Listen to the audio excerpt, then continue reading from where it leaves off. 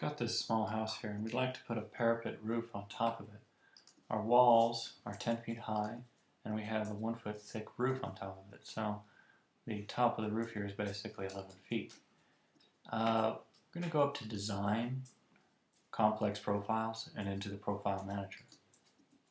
In there we're going to click New, and over here under Side Materials, if you can't see Side Materials, it's under Components Default.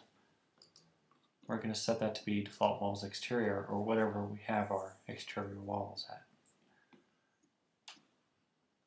Now what we want to do is go over under Document and go into the Fill tool, and we're going to be set to the rectangular geometry method here.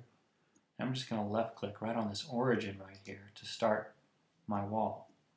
You can see there dimension 1, dimension 2, because we have our tracker palette on. And I'm just going to start typing. I'm just going to, for that first dimension, I'm going to type in 6 inches. And then I'm going to hit Tab, go down to the second dimension, and I'll hit 2 foot 4. And then I'll hit Enter or Return. That's just going to create a rectangular fill.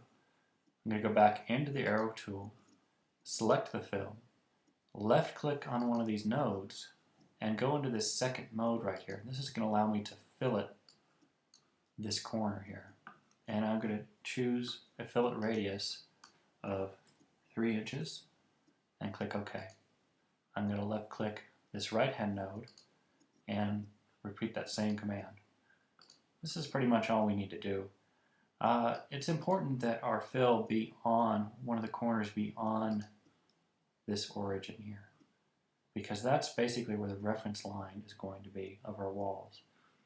So I'll hit Store Profile. I'll give the profile a name.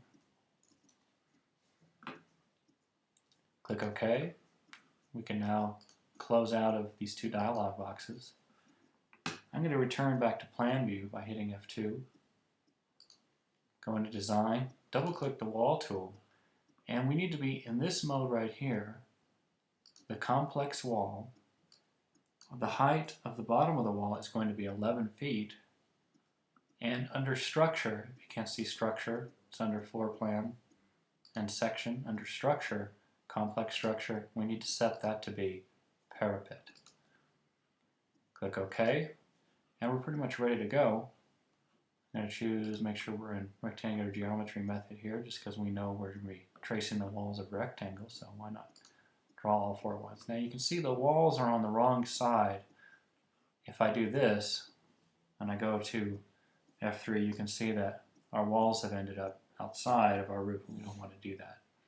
So I'm just going to hit undo that, and we're just going to switch over this method here so that our reference line's on the other side. Left click to start,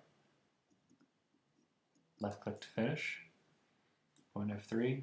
You can see our parapet walls are now aligned and on top of our roof. That's basically it. How to put parapet walls on top of your Adobe house.